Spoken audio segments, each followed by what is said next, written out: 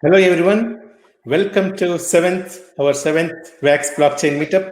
And I'm here today with Ross from EOSphere and Bonz Manifest from Prospectors, Vigor, and so many other projects. Well, welcome, everyone. I am very excited to see you both. So how are you both doing? Doing great. Thanks so much for having me, guys. I know it was sort of a short. You guys had to make a change at the last minute here, so I'm glad I could help fill in for Rob. Excellent. Thank you so much. Give Rob a shout out. Excellent. It's early here in Perth, Australia. It's the middle of winter, so it's like dark outside. And getting up at 6:30. Oh wow, it's early. Oh wow. It's tough for me these days. It's weird. Hey, it's just tough. 6:30 used to be the normal. Wow, that's it. We're directly on opposite sides of the planet because for me the sun is just going down. It's just about to be sunset here, upstate New York. Excellent. So, Bonz, let's start with you. We have heard a lot about you. Of course, all of us know about Prospectors, but give us some background about what you were doing before Prospectors, how you came into this space, and then we can go from there. Oh man, before Prospectors, I've been an artist for a long time. As you know, I'm a glass blower. I own a glass company called Manifest Glassworks. I was a traveler and an artist, and I'm a father, and found my way into the blockchain space around 2017. In 2017, before things kind of got crazy, and kind of decided then that it would be really cool to kind of get into the blockchain space to kind of like find an interest in kind of like my goal was to really like work with a project. So when I started working with Prospectors, it was really kind of like a dream come true because I was able to actually do something that I enjoyed and I was actually able to work with a team, which was kind of like one of my goals I kind of set out. So it was really kind of lucky. I kind of came onto the project. As you know, they started on Ethereum. They did a fund their ICO as a ERC20 token. And I basically happened upon the game and it just sounded really cool to me. I had actually tried to get into some actual mining, ASIC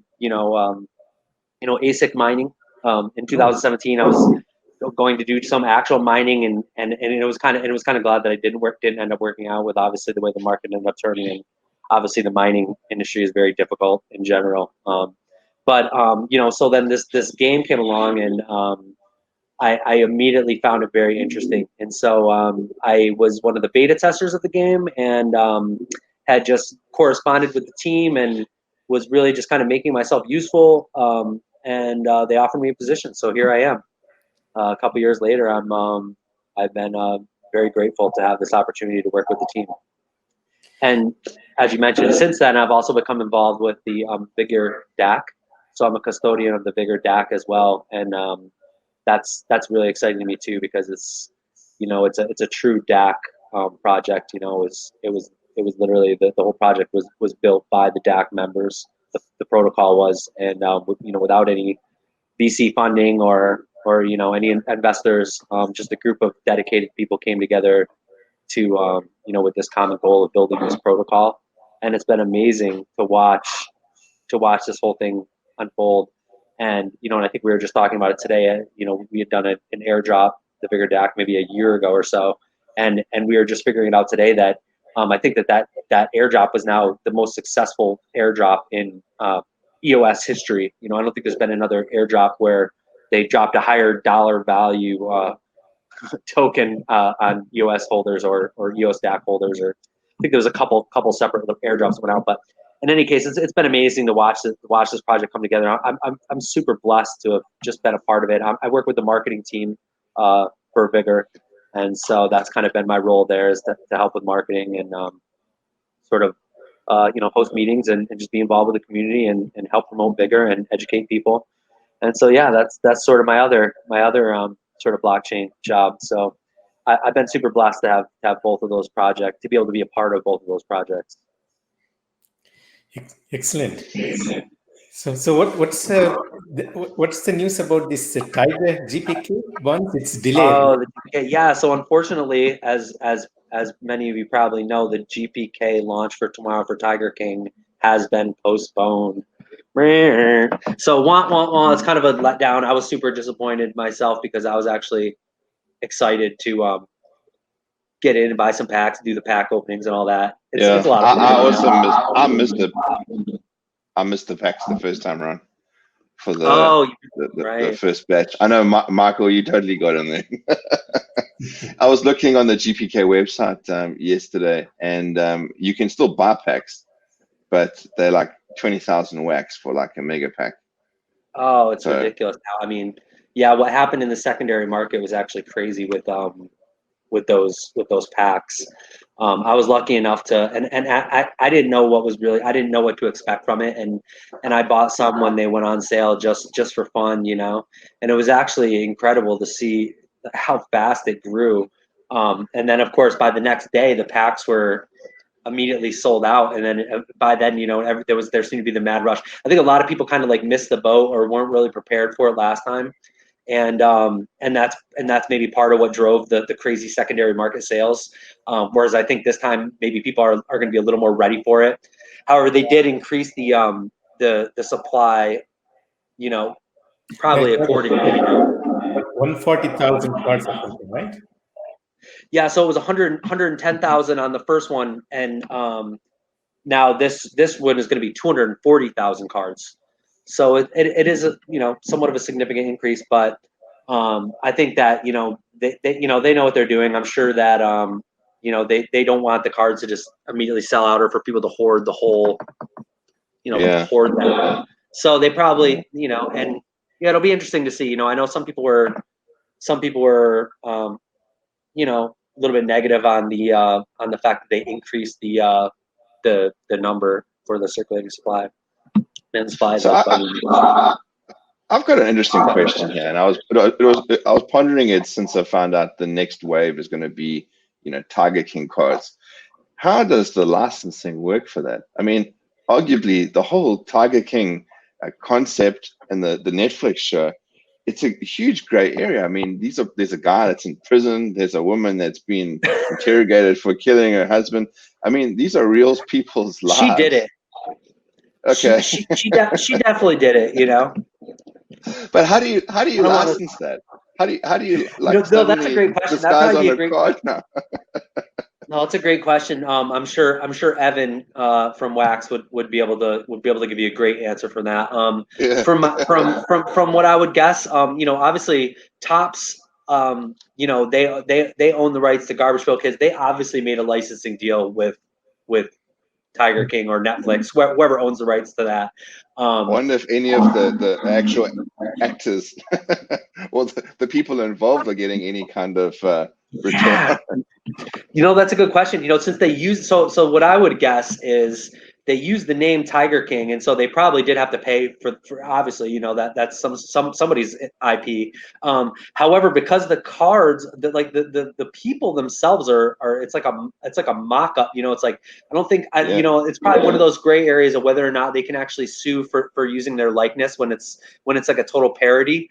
I'm sure, you know, and I think over the years they've probably been sued.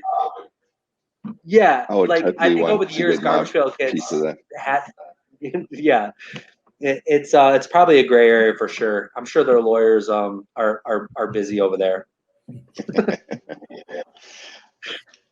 So tell us about your Prospectors. You got some new announcements, right? Yeah, a lot of big things happening with Prospectors. So it was great timing. As I was telling you guys before, the timing couldn't have been any better because we are just today announcing that the construction of the railroad will begin tomorrow. The railroad was actually delayed. It was supposed to be last week. It got help, you know, as with, you know, many updates, things get delayed, just like Tiger King, I guess. So the railroad is finally launching tomorrow.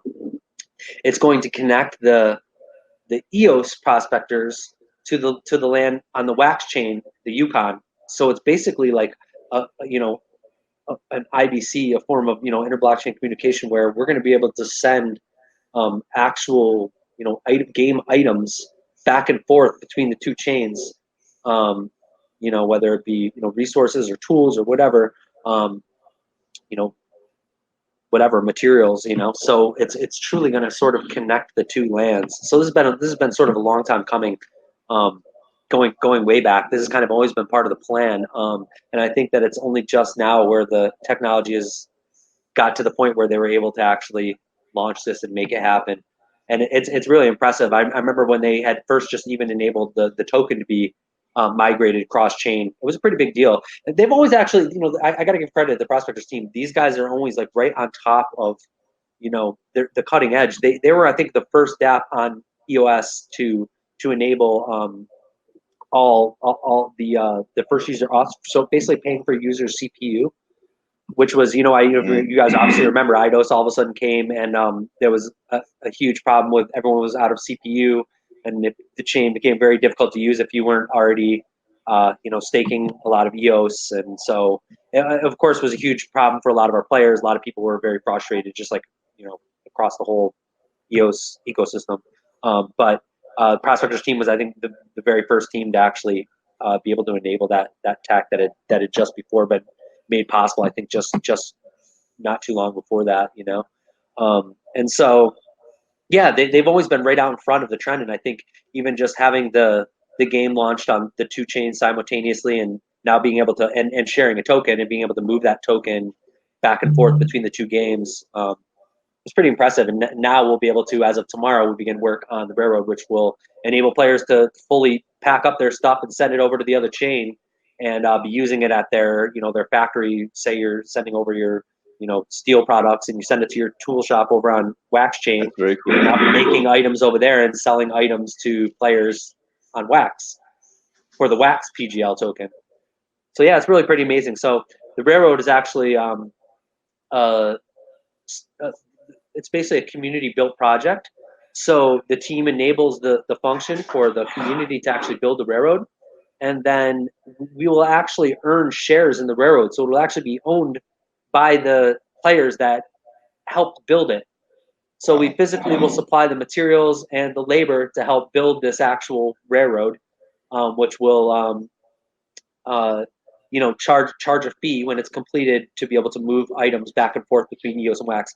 And so the owners of the railroad will actually be entitled to some of those fees. So it will actually be like a token that players will get for their participation in constructing the railroad, and that token will entitle them to future earnings of the railroad pretty much indefinitely. So it's like an investment in the connection between the two worlds. So it's pretty cool.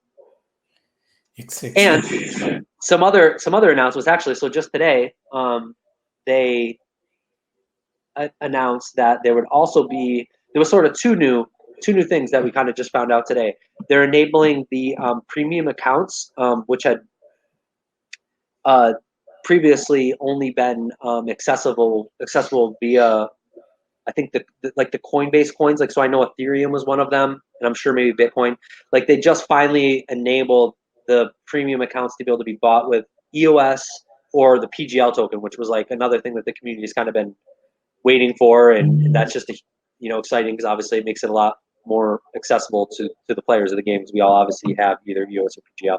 So yeah, that was one thing that I think a lot of the community will be happy about. The other thing was they enabled this option to be able to like expand the amount of items that your worker can carry in their backpack. So like you have more slots. You can basically like pay a fee, and then you're entitled to have more space in your backpack,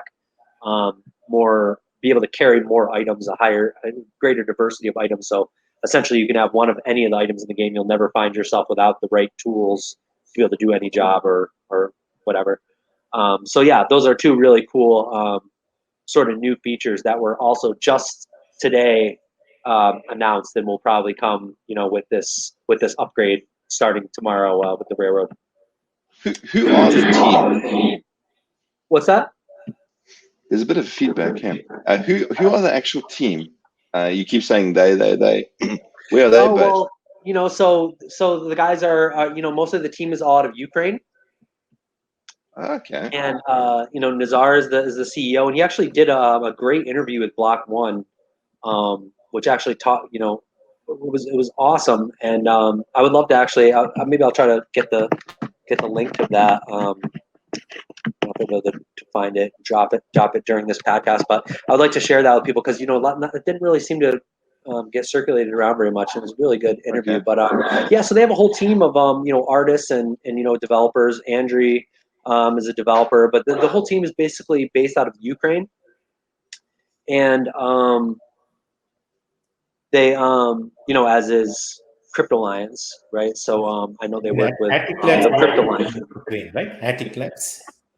Yeah, exactly. So they worked with, you know, and I know the Crypto Lions team was you know, responsible for developing the simple asset standard, which is what, you know, and I think I just heard Roman say that that with the first use case of the simple market, the first, maybe one of the first NFTs actually for sale in the simple market was Prospectors sold the before the initial launch on the US mainnet. They made an NFT that was a golden ticket, which allowed you actually, it was like the ship heading there early, so you actually got to you landed on the shores 3 days before everyone else if you have this golden ticket. So it was sort of a jump the line kind of card, and allowed you to kind of get your foot in the door and go kind of scout out the land before everyone else showed up. So that was one of the early use cases of the simple assets. And since then, the team has launched several assets auctions.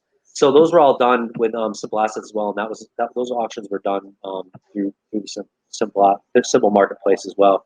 Which now everybody knows the simple asset standard because of the GPK launch, of course. And now everyone's very familiar with simple market and you know, that standard. But I think it was relatively unknown at the time. And when Prospectors had first launched, you know, it's sort of the buzz around EOS was about the D-Good standard because Mythical had just sort of announced their standard that they were going to be working on and creating for their game play Blankos Block Party, as I'm sure you guys are familiar with. So which I'm sure we're all very excited to see. I know I am. Excellent. So, yeah. Bonz, are you going to show us your share the screen with Prospectors? I didn't actually prepare. I didn't actually have time to prepare any screen. I could try to show if you want to see. I know I went to for the first time yesterday, and I was a little bit lost in the beginning. But I know that my team, you know, Brandon and Matt, they play Prospectors. They've been playing Prospectors for a year. Obviously on EOS first time yesterday too. But I was able to move around, and I was trying to figure out how I can buy something because I didn't have any tools yet. Yeah, as we were kind of saying, it's there's a little bit of a learning curve to it for sure. But yeah, I mean, you know, to get the basics down, you know, and there is a tutorial. I don't know if either of you guys had done the little walkthrough of the tutorial there, but basically, yeah, you know, it's a fully on-chain game, which it's probably, you know, to quote Rome from Crypto Lions, it's the most on-chain game that exists. Every single action in the game is actually an action on-chain. So even just the act of taking a tool out of your backpack and putting it in your worker's hand, that is an actual transaction on EOS. So you can imagine it's like a lot of transactions, which is of course why it's, I think, the most used DApp on Wax. I believe still to this day it might even be the most used DApp on Wax, because there's a lot of actions to the game. So like when you log on and you make a couple actions, you're constantly, you know, there's that's all part of the permanent record, you know, and everything you do in the game is an actual action on chain, which is of course another reason why it was critical that the team cover the CPU usage for players who weren't prepared for that. Which country is more used at the moment? Like the Yukon, which is Wax, right? And then the Wild West is EOS. Correct. Yeah, that's a great question. You know, they were, you know, obviously for a long time, EOS had way more users, and it was actually IDOS going back to that same time when we had lost about half of our daily users, actually. We really took a huge hit from that. A lot of people sort of had the CPU issues and then left and never really came back. I think for a long time now, it sort of balanced out. It was around 1,700, and of course, I haven't looked super recently, but the last I looked, they were actually very comparable number of users on each chain, and of course, a lot of those are probably the same players. I know a lot of people have a play on both chains. They have characters in both lands and businesses. But I think there are also probably a lot of people that started on Wax. Wax did a great job when we launched on Wax. There was an initial huge rush of new users, which was awesome. And of course, that's I think due in part to the onboarding that Wax created with their Wax Cloud wallet. They just made it so easy, and I think still to this day, that's one thing that EOS, to get people just onboarded with an account. There's still friction there. But yeah, so Wax made it just so super easy, and so there was so many new players all at once, and yeah, it was really cool to just see all the hustle and bustle and everybody building away, and then of course things kind of the ebb and flow, things kind of balance out, and everybody just once they have their buildings going, everybody gets to work. And I think a lot of people then were playing with a strategy in mind to that eventually this railroad would be built. So this is, like I said, it's been a long time coming, and I think that a lot of people, including myself, I was over there, digging clay and coal and saving it up in the hopes that one day I'd be able to put it on the railroad and ship it back to EOS, because the resources get sort of the resource prices, like it's a finite resource, so the resource prices go up. So of course they launched this new world on Wax, and it was like this crazy arbitrage opportunity, right? So you have these super cheap, you have these super cheap resources on Wax because they were abundant and everywhere. There's rocks and trees and coal and just full plots of resources all over the place. And resources were free. They were literally laying on the ground. That's one of the cool things about the game. It's like especially when the new land launches, like the resources are just sort of available for the taking. Like if people are what they call a nomad, if you come to the game, even if you don't make any sort of investment, you can still roll around the map, find a plot where there's a lot of resources and just start gathering those resources by hand, even if you're literally starting from nothing. And you could bring those resources to another plot where someone has a buy order up, and you can just sell them those resources. And so you can start with nothing and basically theoretically build your character up from scratch. Buy yourself the worker certificate, buy yourself some better tools, buy a wagon, so now you can do transport, use that money to then rent a plot. Now you have resource. It's like just like in real life, running a business, you just start, you build the foundation, and you can build up your capital, and then sort of make a business out of it, and there's so many different possibilities of things you can do in the game. There's really, a lot of people ask me like, oh, what should I be doing? And it's like, man, it's so fluid. You really got to look. You really got to just play it for a little bit and get a feel of the economics and where in the game it's at. Because a strategy that might have worked at the beginning won't work once the resources. It's like there isn't one sort of guaranteed. That you got to be fluid with what strategies you're using. And so it's a constant sort of learning exercise as well of just following the market. And it's a true free market. That's what's kind of so cool about it is. And what makes the game so unique, is like they actually, put these, fungible tokens into the ground all over this game. They're hidden, until the player manually performs this action, and then that plot's contents are unlocked on chain, which now everyone can see. But until that point, all the contents of all the plots are unknown. So when the land starts and it's a fresh start for everyone, it's really truly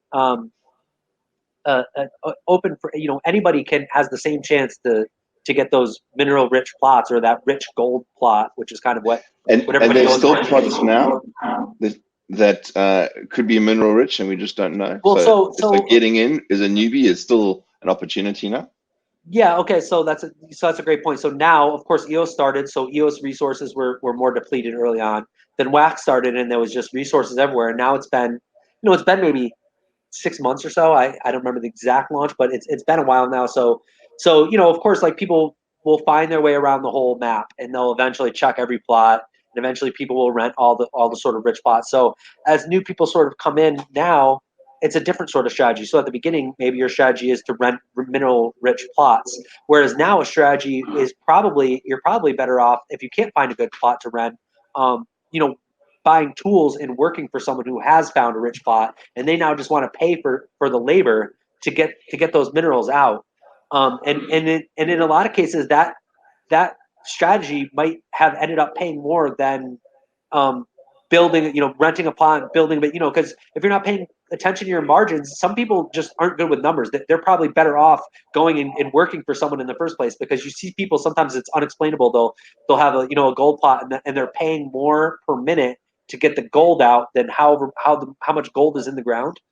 So in other words, they're losing money by paying people to mine there. Like some people just, it's like, some people don't pay attention as much, and it's probably better off that they actually work a job and learn the game by working and earning gold, rather than spending a bunch of money and making investments if they don't fully understand what they're actually buying. Mm-hmm. But yeah, so on that point, like you said, when the game first starts, that's when it's really sort of exciting to walk around and do the exploration of the plots. But of course, because it's sort of like you're literally hitting a gold mine. You're striking it rich. You're now in possession of this plot that contains, in some cases, when the EOS launched, it was 32 million gold, which is actually 32,000 PGL. When the game first launched, the token price was still really high too. So it was like all the ICO launch, it had been speculated to the moon, and it was crazy, because basically you could be walking around the map and search this gold plot and find this 32 million kilogram of gold plot, which is, like I said, 32,000 PGL tokens, which I think at the time was somewhere in the neighborhood of like $7,000 or $8,000 US. Like that's what it actually, the full dollar amount of it. And of course, it costs money to get that gold out of the ground. But that's just like an incredible. That's like, you're literally like walking around the map and sort of hitting the lottery, And then of course, with the launch of the wax chain Yukon land, the max gold plot was reduced to 16. However, now with the new Boomtown challenge, which will sort of be the new land that they're launching soon. We don't have an actual date for that yet, but when they do launch the new Boomtown, all of the plots in the land will actually be 32 million gold plots.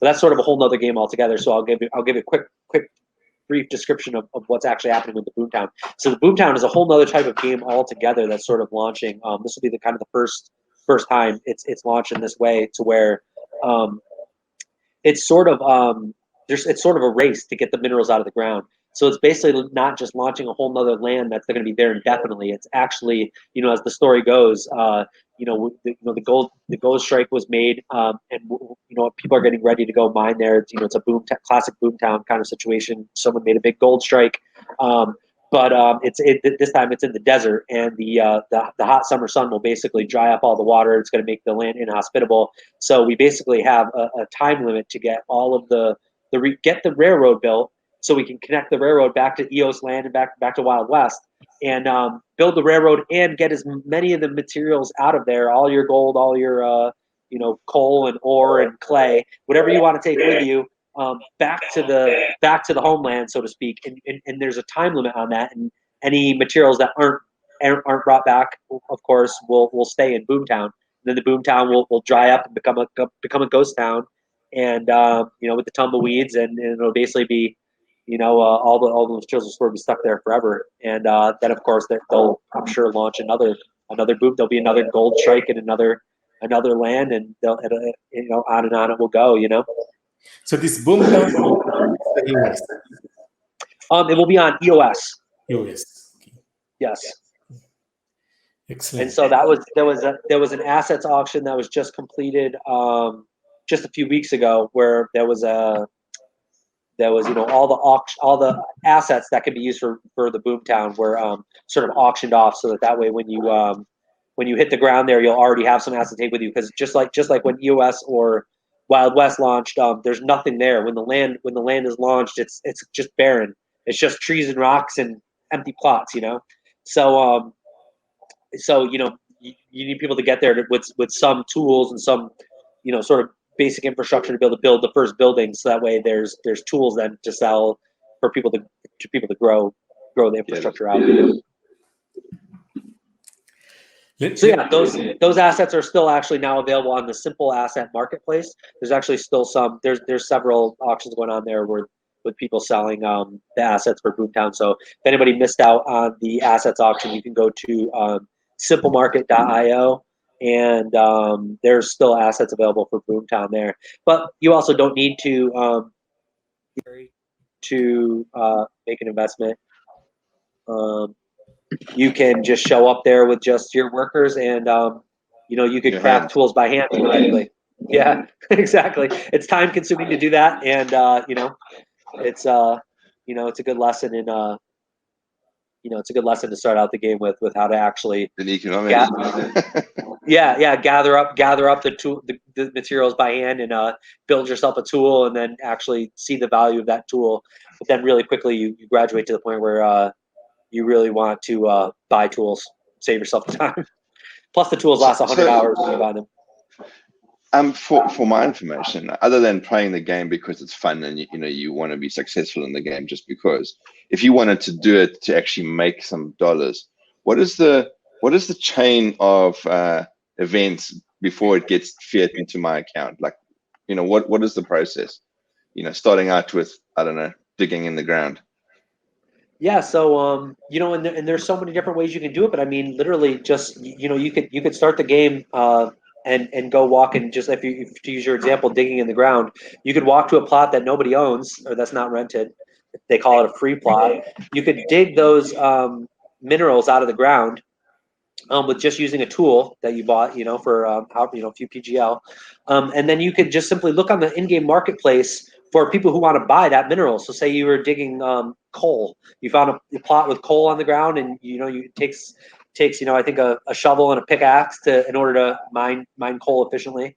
Of course, you could do it with your hands very slowly, but if you just have those two tools, and ideally you'd maybe have a wagon too, so that way you could fill 250 kilograms of coal at a time as opposed to a backpack full of coal. But again, these are all just like, you could buy yourself some tools, you could buy a wagon, so you're making a small investment in your characters in order to make money. But even without any of those investments, it's still possible to start the game, walk to that plot where coal is, fill your backpack full of coal, and then walk to another plot where someone has a buy order, where they have an open order. That's a contract that they've made where they say, I want to pay X amount of gold per kilogram of coal. You just show up and just fill their buy order. It's just basically executing the contract by and then you get PGL tokens. Yes, and so then you'll get gold. So they sell it for gold. So gold is the in-game currency, and PGL is the cryptocurrency. And so gold is 1,000 gold. It's a fixed ratio, and it's 1,000 gold is one PGL token. So if you make a few thousand gold, 3,000 or 4,000 gold worth of coal, that's 3 or 4 PGL tokens. And you have 3 different characters that can all be working independently, doing 3 different jobs, making gold all independently. And it's an easy conversion right in your accounts tab on the top right. You can click the convert, and you can just instantly swap your gold to PGL, which then your PGL is just instantly in your account. It's not in the game, it's a part of your wallet. You're logged in with your wallet. So as soon as you make that swap, those PGL are in your wallet, and you could be swapping those PGL for EOS on new decks 1 minute later, theoretically. Yeah. And vice versa. So when people want to start the game, instead of building tools by hand and walking around and trying to start slow, if you want to give yourself a head start, you would just buy some of those PGL on new decks and log into the game and do that same operation in reverse, and just swap that PGL into in-game gold. And then you could just go right on the marketplace and buy yourself some tools or a wagon, or rent yourself a plot or whatever.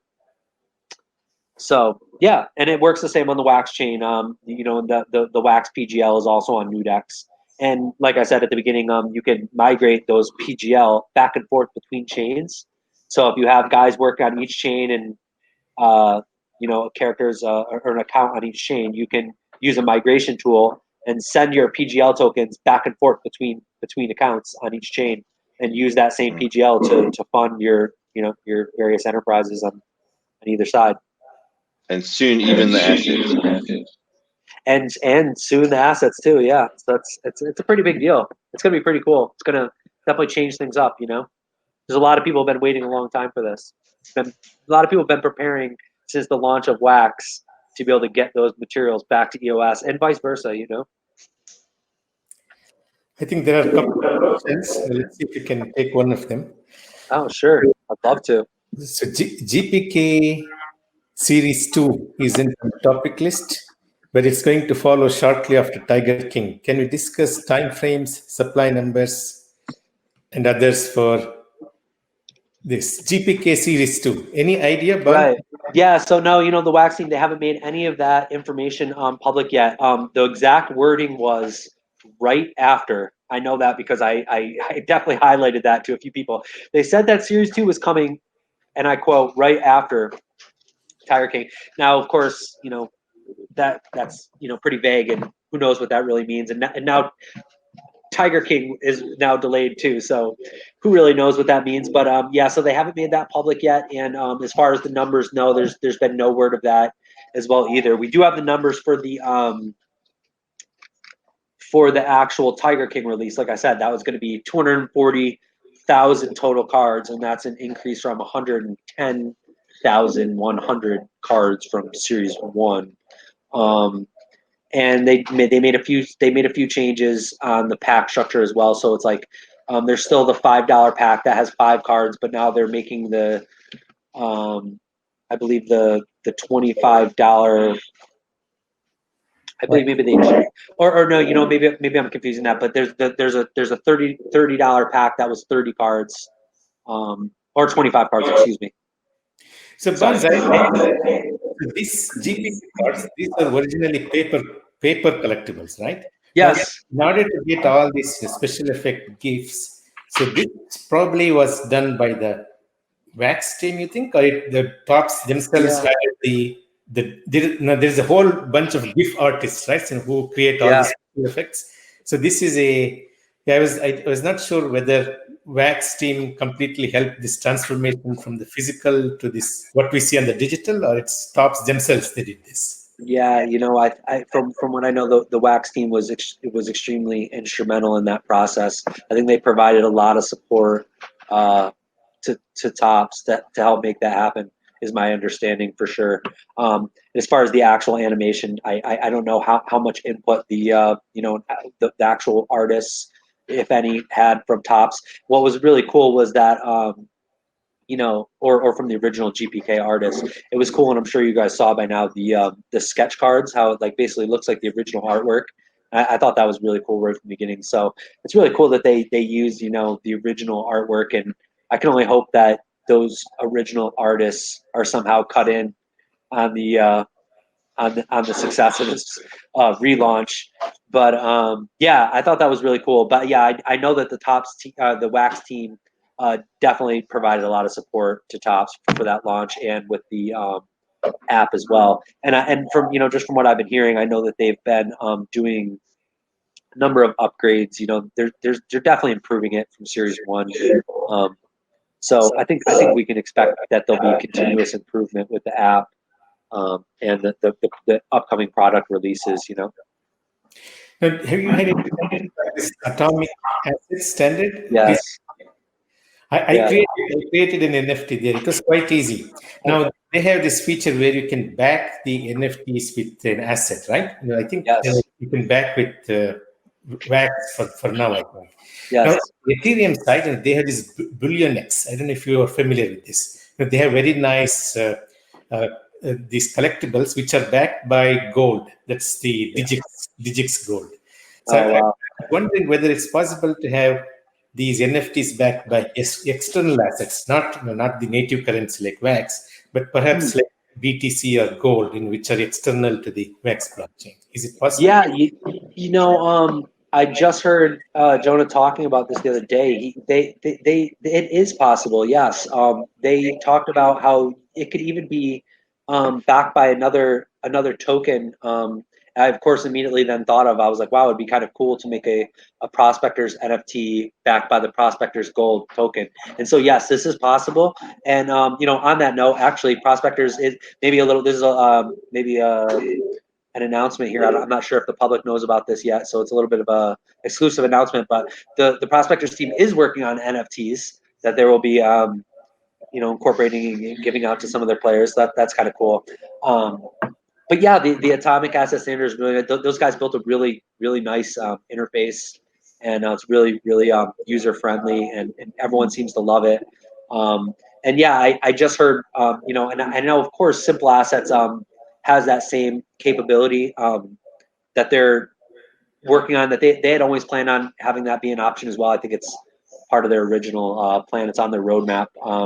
So that will be it's not native to only atomic assets. I think that the simple asset standard will have that same functionality. And I did hear Roman say today as well that they are also working on an interface for artists to basically make it a little more like user friendly, sort of like the Atomic Asset Hub, so that regular people, maybe not so technical, are able to log on and create an NFT with just an image or their art, basically a more user-friendly interface for the simple assets. So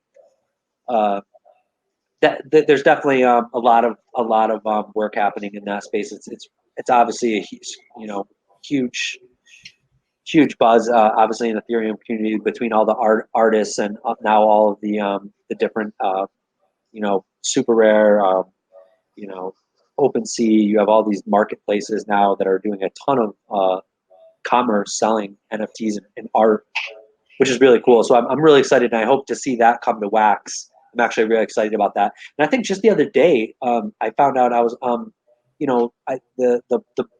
sure you're familiar with them, the bad crypto guys, Joel and Travis. So they have a podcast, The Nifty Show. We'll give a shout out to those guys. Those guys are doing awesome things in the NFT space as well. I'm sure you guys know about the Blockchain Heroes upcoming NFT, right?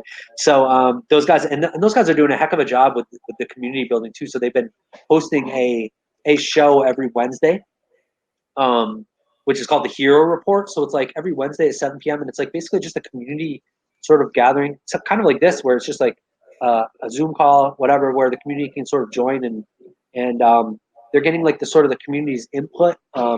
It's felt really like interactive, like we're kind of like part of the process, and I think that's really smart to kind of like involve the community and sort of let them in on the process as it's unfolding. And they've been doing a number of product reveals, so like they'll show like the new rarity of card, every Wednesday. So yeah, they had the guy from OpenSea, I don't remember his name, sorry. He had basically confirmed that they are also working with the Wax team. So that was like really big news for me to hear, because of course, as we were just talking about, it's like OpenSea is doing a ton of volume and a ton of sales of NFTs, and I just think it'd be so cool to bridge those communities. I think a lot of Ethereum people, there's probably not a lot of people who have a Wax, a Wax cloud wallet or have used Wax. And I think if they did and they saw, compared the experience to, not having to pay a gas fee and, basically nearly instant transactions, it's just such a much better, user experience. Yeah. Trading NFTs on the Wax blockchain is just like so easy and frictionless, I guess you could say. There is one more question here. Let's see. Existing ezwau game development plugins, are they being quoted for Wax? Are there Wax developers working on plugins developing via Unity or Unreal or Godot? So are there anyone working on plugins with this Unreal Engine or Godot or other things? I'm not aware. Are you in, Bonz? Excuse me? Are you aware of anyone using Unity? I'm not, and I wish I could answer that. I'm not aware of. I don't personally work with the Wax team. I keep my ear sort of to the to the pavement to keep track of all the goings ons, and I try to stay right up to date on what's happening. But of course, their actual internal developments, I honestly have no idea. So. Yeah, that might be a better question for maybe someone like Evan from Wax. And there's another one. Will there be support for other blockchains like Bitcoin for NFTs? That's a great question too. NFTs out of ezwau to another blockchain. It's possible. Wasn't it the Dark Country guys doing something like this? They were going to transfer from EOS to Ethereum. That's what I heard. Yeah, well, you know what the other one is Splinterlands. Splinterland. Yes, exactly. Yeah, and I think they also you can use Ethereum as well. But yeah, that's a great question, and that's I can only hope and assume that there's more development going on to do that. Whether it's wrap tokens or I'm not sure exactly how that would work. Maybe a little bit over my head, but yeah, I'm excited that it's coming because again, just like with the OpenSea thing, I think that just opening it up to bring in these other communities. Maybe people don't have Wax tokens, but they've been trading NFTs on Ethereum or whatever. They already have an Ethereum wallet, and they'd be more likely to spend some Ethereum if they could or more likely to buy an NFT on Wax maybe if they could buy it with Ethereum perhaps. So we can only hope that, and I'm not sure exactly how this partnership or how this will work with OpenSea, if it will be more of Wax NFTs that are able to be listed on the OpenSea marketplace, or if it would be more that the OpenSea marketplace would expand to also exist on Wax. I'm not even sure how that would go. That might be a great interview that you guys could try to pry some more information from the Wax team, and I would definitely tune in for that one because I'm really curious about this myself. Excellent.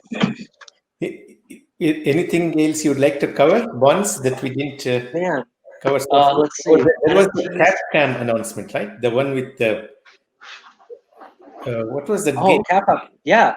So yeah, let's see.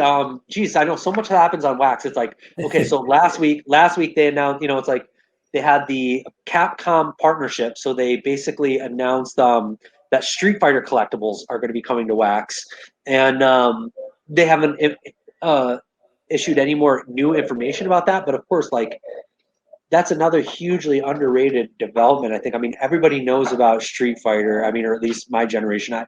I grew up playing, video games. Street Fighter was classic. We used to walk to a pizza shop after school, and we'd have tournaments of Street Fighter. It was huge. Like in the early '90s, it was like the main video game kids were playing, like at the arcade, And yeah, to see that this is coming again, it's like another one of those nostalgic things. It's kind of like for me with Garbage Pail Kids. Right, as a kid, I was like, I had stacks of Garbage Pail Kid cards in the '80s, And then in the '90s, I was playing Street Fighter, so it's kind of like Wax just like knows exactly how to touch on that nostalgia.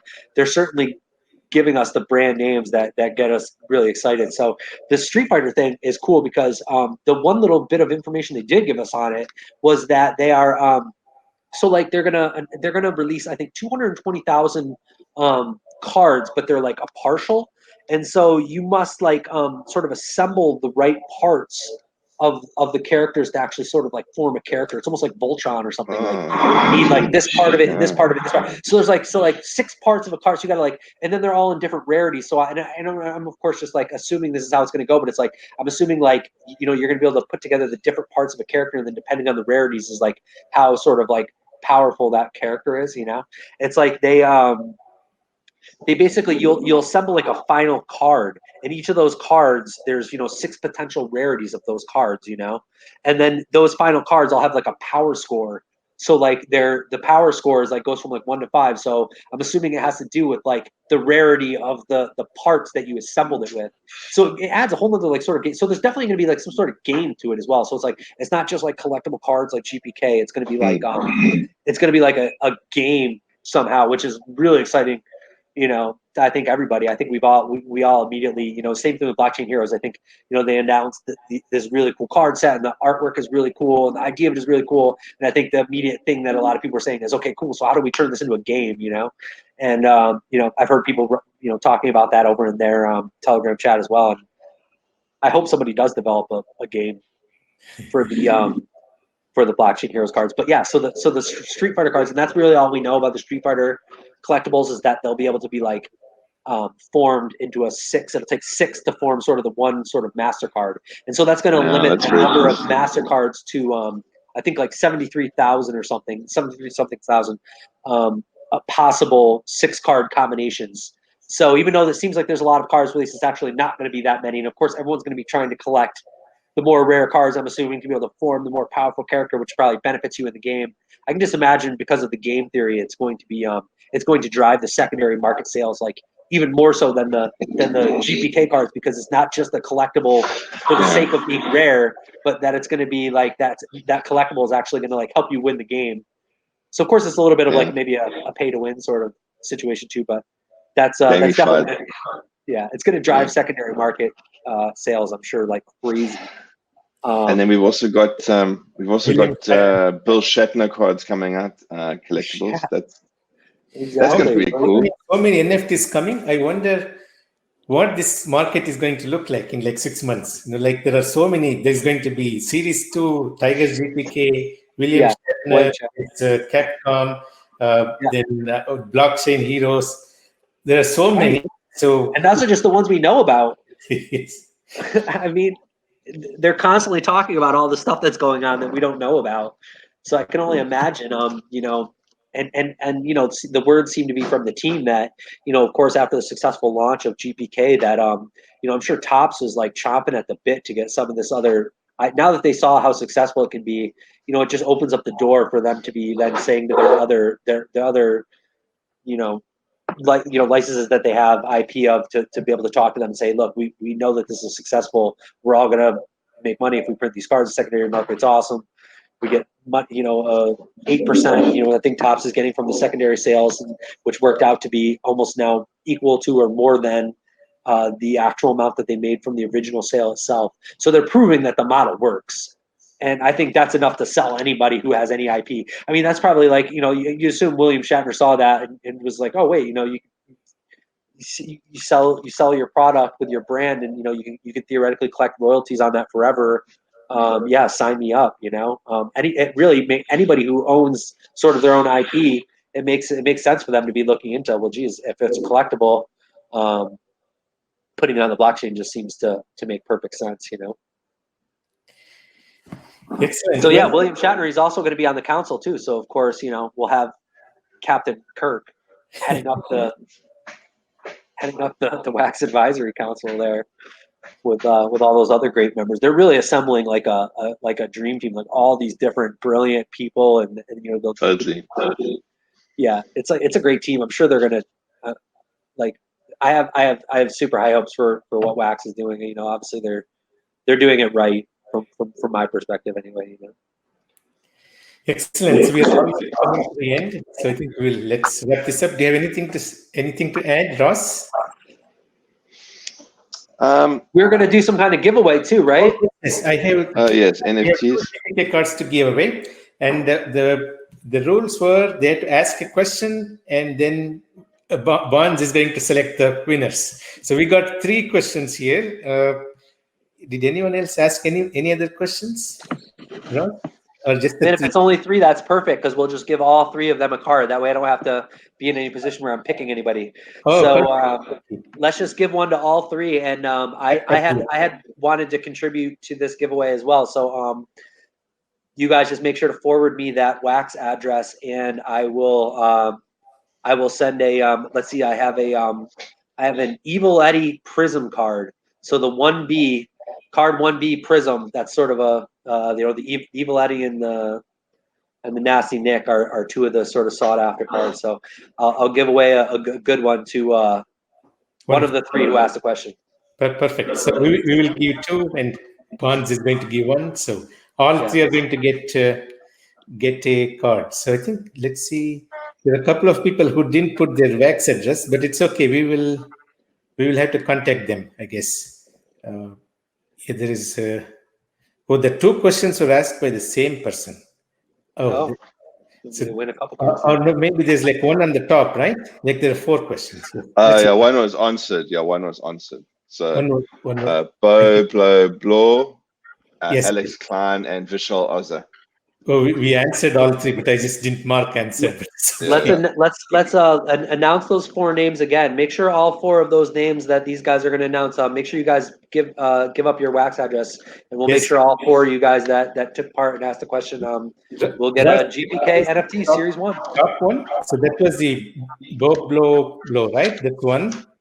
And then I see here Vishal Oza, and then there should be 1 more. Who is the other one? Oh, the answer. So the answer is Alex Klein. and he has his address. Perfect. I'm going to put all this here in the chat. So let me put it here. So this one, the first one is boboblaw. That is here. That's the first one. Are you able to highlight? See, I don't see a list. Let me see the list of participants. This would be The kind list of of- cool. you should see on people, I think, people. So there is the second one is Alex, and the third one, Vishal. We're just missing Bob. We're missing boboblaw. No, the first one is boboblaw. That's the Yes, you got it. The second So one it's is just Alex. Vishal, I think he didn't put a address, so I will ask him. Okay, cool. And then just before we sign off, I guess from my perspective, I just want to remind everybody that Eosphere's sister company, Rewired.1, actually builds dApps and builds applications for blockchain, and in this case, Wax. And we actually offer a 30-minute consult in order to help rationalize and scrutinize your idea to see if there's something that we can do to help build it, or if it'll be a success. So if you go to Rewired.1, I'll leave it in the link. I encourage you, if you've got an idea, because wow, it's time now to get in to build your idea, make it come a reality, and you need the right kind of partner in order to make those dreams come true. So hit up Rewired.1, get your free 30-minute consult, and get your idea validated. Cool. I'll leave the link here. Excellent. Well, thank you, everyone. Thank you, Bonz. Thank you, Yeah, Ross. thanks a lot for having me, guys. That was fun. I appreciate being able to Fantastic fill having in. Thank you. Thanks a lot, Bye-bye. guys.